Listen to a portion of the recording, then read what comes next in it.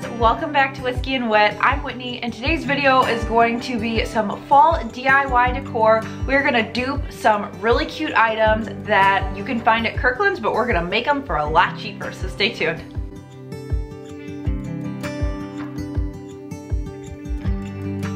Up first is this wood sign with autumn words on it.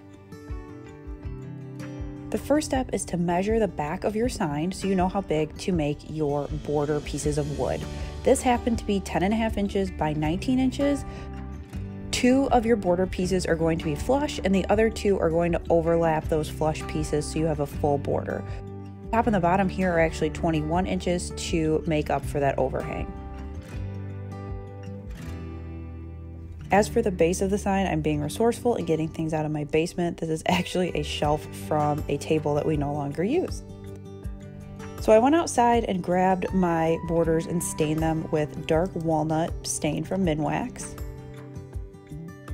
And then it was time to cut my stencil. So I happen to use Quick Cover, which is the Dollar Tree contact paper, and this works super well. I like it because it's sticky enough to be a great stencil, but it's not too sticky to rip off the paint from your sign. Then it was time to weed. So I went through and created a stencil, so I'm pulling out the actual letters versus a weeding where you would get out like the inside of B's and D's and R's and things. And what I really love about being able to make your own sign is I switched up some of the words to match more my aesthetic. So I'll show you at the end what I ended up adding.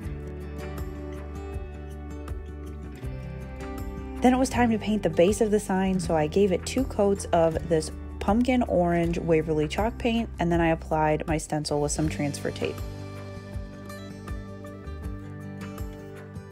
The first step for painting is I took a makeup sponge and I added just a little bit of that orange paint via the dabbing method. That way I was able to seal down my stencil without having to worry about too much bleeding. And then once that dried, I went back through with white Waverly chalk paint with 2 coats to actually make the white letters on the orange background. The goal here is to go up and down. If you do any type of pulling, it's going to go underneath the stencil. You can also use Mod Podge if you're worried, but I've made a lot of these signs, so I forewent that step.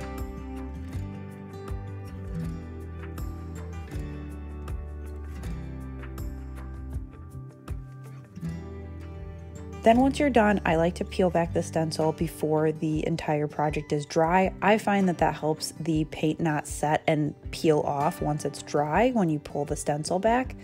And also when you take your little weeding tool to get rid of the little pieces on the inside of the letters, make sure to push it instead of pulling it because you can scratch the actual wood.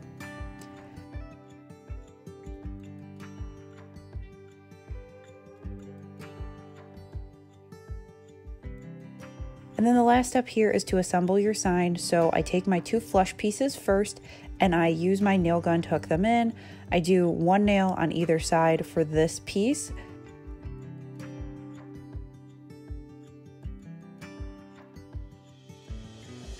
And then repeat on the bottom. And then for my side pieces, I do 5 nails. So I do 2 in each end to hook it to both the sign and the other border piece, 1 in the middle, and then I repeat the 2 nails on the other end, and that holds my signs up really well.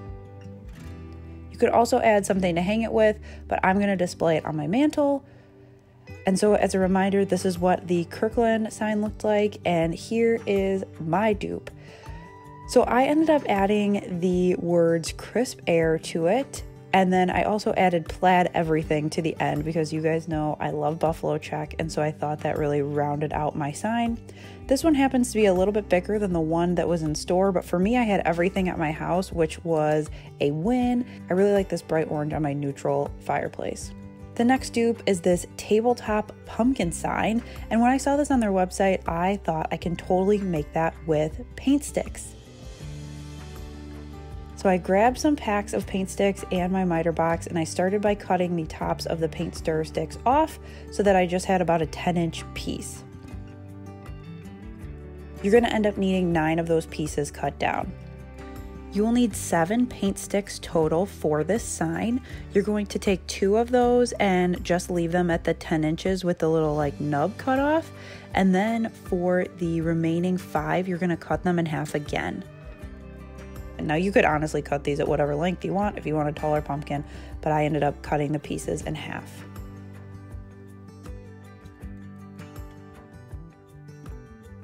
And then for the two end pieces, I cut two 45-degree angles of opposite direction on the top and the bottom.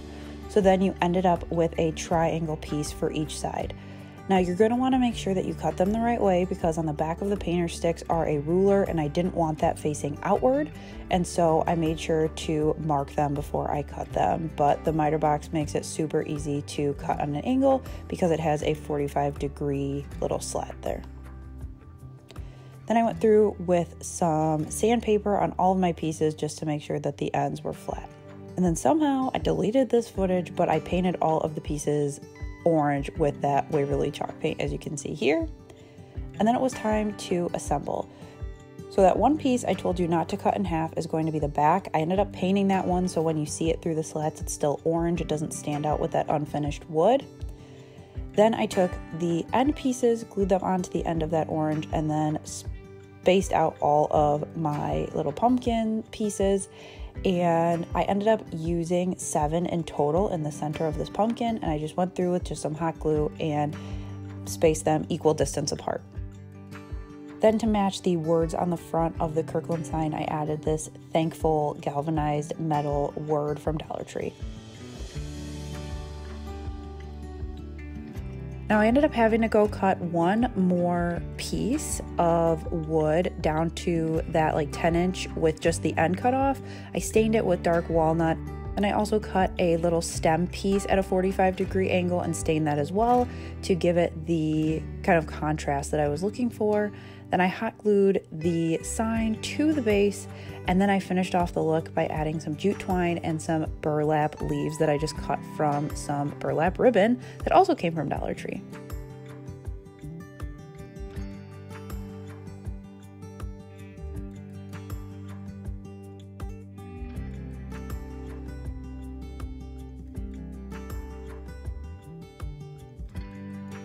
And here's what the orange version looked like. You could absolutely add some florals like they had in the picture. You could do it in a variety of different colors, but it's so easy and different and super cute.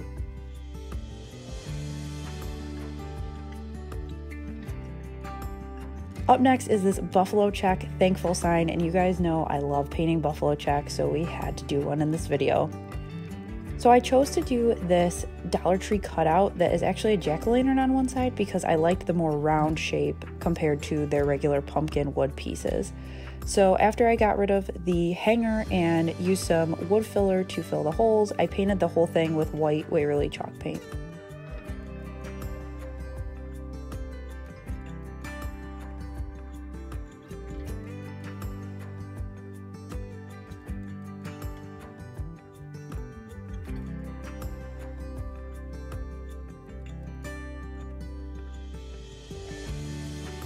Then it was time to paint the buffalo check.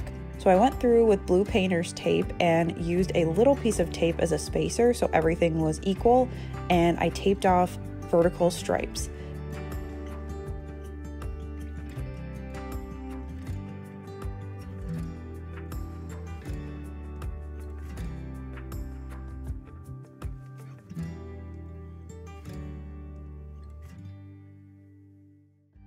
Then I went through with some gray chalk paint and painted those and let them dry.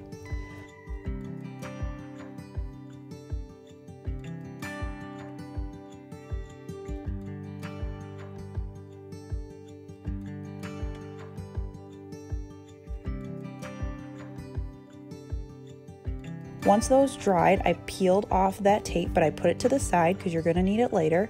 And then I went through and did the same thing horizontally. Then I went through and marked on the tape, as you can see here, where the tape was originally.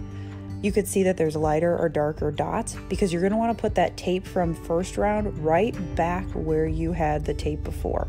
So basically what you're telling the tape is that you want the squares that are overlapping to be open for the black paint, because with the buffalo check, that is what's the darkest color.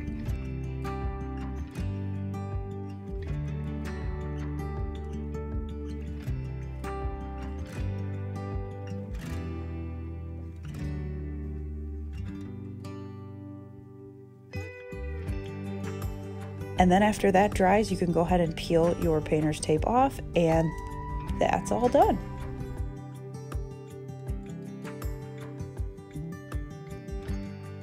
Then I just painted over the top of one of those words from Dollar Tree, so I didn't have to worry about cutting anything out with my Cricut.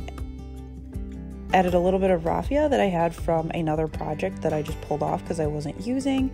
And then I added these little blocks from Dollar Tree to make it stand up. I learned this tip from Jennifer over at A Little Bit of Calm and Crazy.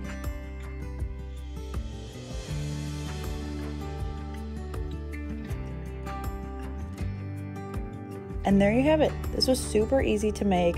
I love painting buffalo check, and this is a little bit bigger and a little bit more pumpkin shaped than the one on the Kirkland site, which I like a little bit better.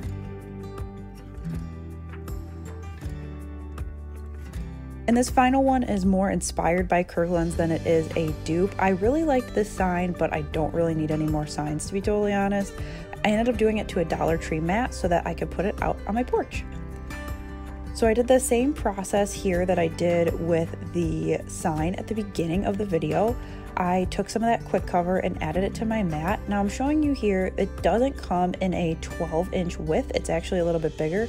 So I just put it on my mat and cut it down to size. It's easy to do, and for how cheap this is, it's totally worth it.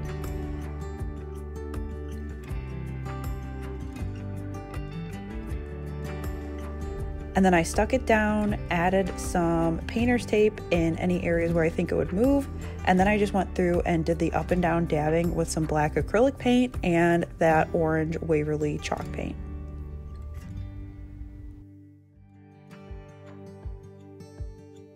Then I just peeled off the stencil and it was done. Now, I was going back and forth on what I wanted to put on my front porch, and honestly, these things get trashed anyway, so I'm not even sad about it. It was $1. It was a really easy DIY, and I can redo it next year if my mind changes, which I know it will.